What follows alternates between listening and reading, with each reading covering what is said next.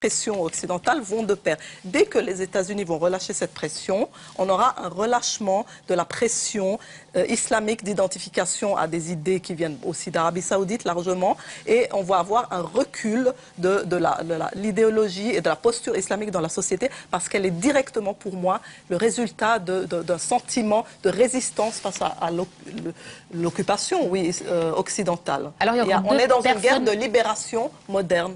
Il y a encore deux personnes qu'on n'a pas entendues. Mona Abelwahad, bonjour. Juste bonjour. Alors vous êtes égyptienne également. Vous êtes d'accord avec ce que dit Mireille Zaki? Je suis absolument d'accord avec Mireille Zaki. J'ai l'image de ce qui se passe actuellement dans les rues d'Égypte. J'ai dans ma famille des jeunes qui participent activement au mouvement. Et je peux vous assurer, si ça peut rassurer l'Ouest, les frères musulmans n'ont pas une grande représentation. Ce mouvement, il a commencé par les jeunes, il a commencé par la classe moyenne, il a commencé par les intellectuels d'Égypte. Il y avait des personnes très riches qui ont participé au premier jour de la Révolution. Les frères musulmans participent au mouvement parce qu'ils font partie de la société égyptienne. Et tous les Égyptiens appellent à une représentation pluraliste. Ils veulent un gouvernement qui représente tout le monde, y compris les frères musulmans, qui font partie de notre société. Nous devons reconnaître que les frères musulmans est le plus ancien mouvement de résistance en Égypte. Les bases et les principes de son fondateur, M. El-Banna, pour qui j'ai beaucoup de respect, ne sont plus les idées qui sont propagées par les frères musulmans que nous connaissons actuellement en Égypte et dans le monde arabe. Donc, il faut pas en faire un monstre. La carte du monstre islamique réactionniste, c'est la carte qui a été toujours posée par les Américains pour faire peur, pour intervenir en Irak, pour intervenir en Afghanistan, pour accaparer le pétrole et le gaz du monde, appelant les choses par leur nom. C'est quoi le poids électoral aujourd'hui Et si M. Moubarak est encore au pouvoir aujourd'hui, c'est parce qu'il a encore le soutien des Américains, il a encore le soutien de l'Ouest. Et si ça peut rassurer les gens, ils voient. Je suis d'ailleurs très fière et je salue toutes les jeunes filles qui ont eu le courage d'aller démontrer dans les rues du Caire. J'ai des images absolument formidables excusez-moi, c'est l'émotion qui vient. Si ça peut prouver quelque chose, ça prouve que la femme égyptienne n'est pas réprimée. La femme égyptienne a sa place dans la société. La femme égyptienne est respectée. C'est pas parce qu'elle porte son voile qu'elle est régressiste ou quoi que ce soit. Je suis musulmane, je ne porte pas le voile. J'ai grandi dans un Égypte pluraliste où tout le monde était égal et pareil. Et je rêve que cette Égypte revienne un jour. Je rêve qu'on trouve un gouvernement de coalition où tout le monde sera assis autour d'une table comme celle-ci pour décider de l'avenir de ce pays. Donc, il ne faut pas que vous craigniez le peuple égyptien. Donnez votre confiance au peuple égyptien et j'appelle tout l'Ouest d'arrêter cette hypocrisie, d'arrêter de soutenir Moubarak et mettons fin à ça parce que plus le temps passe, plus on perd des gens et plus les gens souffrent. Et puis un seul espoir, ce sera ma dernière chance peut-être de parler non, vous en avez d'autres. Parce que j'espère simplement que les jeunes Égyptiens, quand ils se réveilleront, parce que la fin de Moubarak, elle est programmée, M. Moubarak lui-même, il sait qu'il doit partir, il est simplement à la recherche d'une sortie élégante. C'est pas l'homme qui va sortir par la petite porte, c'est l'ancien général de l'armée de l'air en Égypte, il se prend pour un empereur, il va pas accepter de sortir de la porte. Et les Américains essayent de lui trouver une sortie élégante, honorable. Et c'est tout, et honorable. Donc sa fin, elle est déjà là. Maintenant, le peuple égyptien, les jeunes égyptiens doivent penser vers l'avenir. Il ne faut pas oublier que le monde traverse une crise financière sans précédent. Et tous ces rêves peuvent faire face à une réalité qui est très, très dure à accepter. Alors, Monsieur Djalili, c'est vrai qu'en préparant cette émission, on a senti beaucoup d'optimisme parmi la population arabe, comme une espèce de front uni face au régime. Mais est-ce qu'on ne fait pas un peu d'angélisme quand même ? Bon, c'est normal que dans une période de ce type, on rêve aussi un peu. Surtout qu'on n'a pas rêvé pendant des décennies, on peut rêver. Un peu trop peut-être. Peut-être parfois. Mais évidemment, le phénomène islamiste existe en Égypte, et depuis bien longtemps. C'est d'ailleurs le premier pays où il y a eu un mouvement islamiste, qui a d'ailleurs inspiré Khomeini. Et les premiers islamistes iraniens ont été formés avec les frères musulmans en Égypte et ils sont venus en Iran. Mais le problème aujourd'hui, c'est qu'il ne faut pas surestimer ni sous-estimer les islamistes. Si Inch'Allah, il y a une démocratie en Égypte, les islamistes, frères musulmans ou autres, auront voix au chapitre. Et ils seront Vous ne croyez pas élus, que ce qui se passe, ce qui s'est passé en Iran, dans votre pays? Peut-être l'Égypte a une chance que l'Iran n'avait pas. Parce qu'au moment où la révolution islamique s'est produite en Iran, personne ne savait ce que c'est qu'une république islamique. Aujourd'hui, les Égyptiens peuvent observer ce qui se passe en Iran, qui est quand même un des régimes les plus répressifs qui existent. En 30 jours, depuis le 1er janvier, il y a eu 88 personnes qui ont été pendues en Iran. Les organisations humanitaires et des droits de l'homme le savent.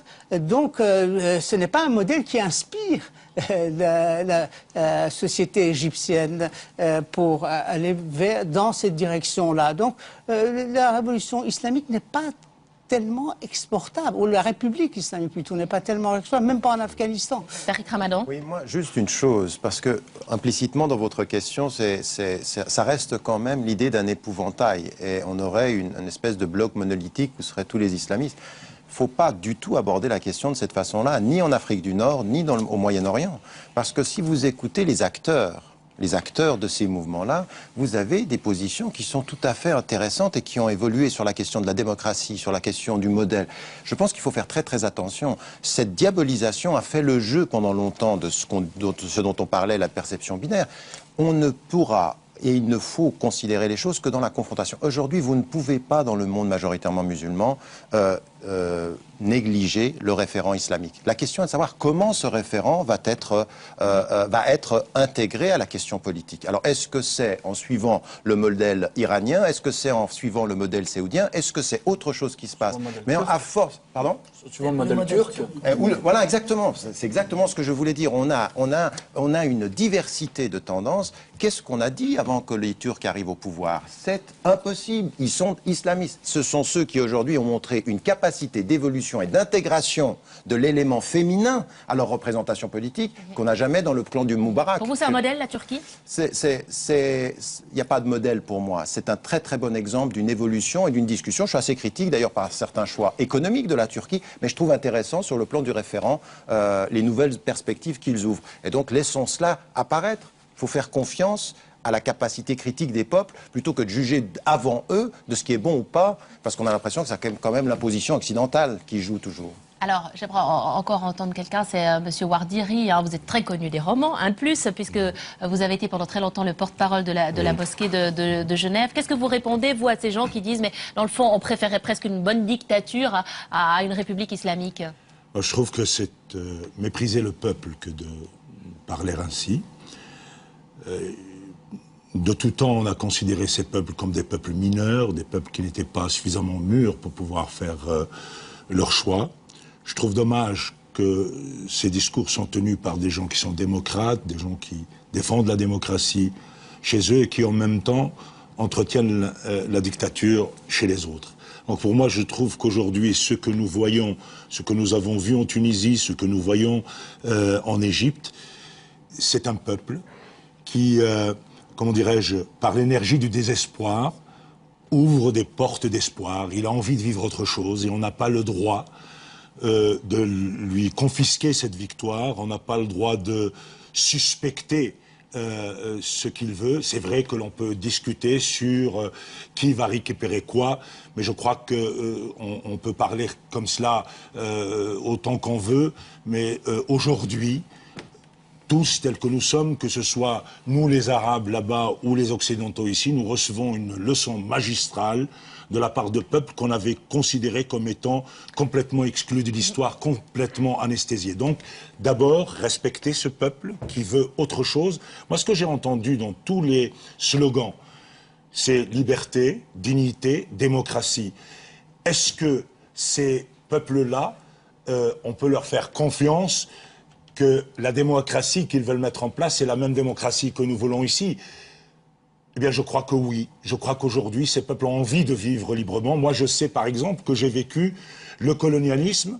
Puis après, vous êtes d'origine algérienne. Oui, après cela, je n'ai connu que le néocolonialisme, une espèce d'indépendance déguisée où il n'y avait pas de liberté. J'ai quitté mon pays en 65 avec Boumedienne. Et lorsque le peuple était suffisamment mûr pour dire non à ces dictatures militaires, il a choisi la démocratie. Et on lui a confisqué sa victoire. Et après, on sait quelles sont les dérives qui ont suivi de cela.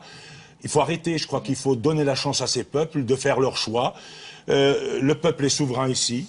Il faut que ces peuples en Occident qui se disent souverains puissent considérer aussi que les autres peuples sont capables de l'être aussi. Manon Chic, vous voulez intervenir? Je crois que ce qui est légitime, c'est de poser aujourd'hui la question aussi bien aux frères musulmans qu'au mouvement Ennahda en Tunisie ou à tous les autres qui veulent participer à cette coalition, la question, l'engagement, leur engagement en faveur d'un respect de tous les droits humains, et donc notamment la question de l'égalité homme-femme, la question de la non-discrimination. Est-ce qu'on peut vraiment l'obtenir des frères musulmans? Bien sûr. Je veux dire, avant que le chef de Ennahda retourne en Tunisie, Amnesty International a eu un dialogue avec lui en lui donnant un agenda pour les droits humains en disant c'est ça notre agenda et nous vous demandons de vous engager en faveur de ces différents droits.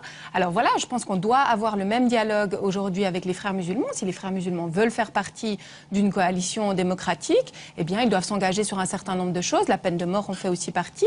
Et donc on peut les confronter sur un certain nombre d'idées. Et ensuite, effectivement, bien que la population égyptienne se prononce en faveur de ces propres autorités. Vous êtes déjà en contact avec les frères musulmans? Alors, pas directement actuellement, mais sur place maintenant, nous avons des gens qui sont au Caire et qui vont être en contact avec ces différents mouvements. Je crois que c'est très important qu'il y ait une coalition qui se construise, qui soit la plus large possible, qui ne doit absolument pas exclure un mouvement simplement parce qu'on part du principe aujourd'hui qu'on ne veut pas travailler avec ce mouvement. Sinon, on répète la politique qui a été appliquée par Moubarak. Et je rappelle que le problème, ce n'est pas Moubarak ou pas Moubarak. Actuellement, c'est un système qui est construit en Égypte. Donc il faut un changement de système. Il faut supprimer cet état d'urgence. Il faut revenir à un système démocratique. Il ne suffit pas que Moubarak prenne l'avion. Il faut vraiment aujourd'hui une nouvelle coalition, une nouvelle discussion et vraiment une base qui inclut tous les représentants des différents bords.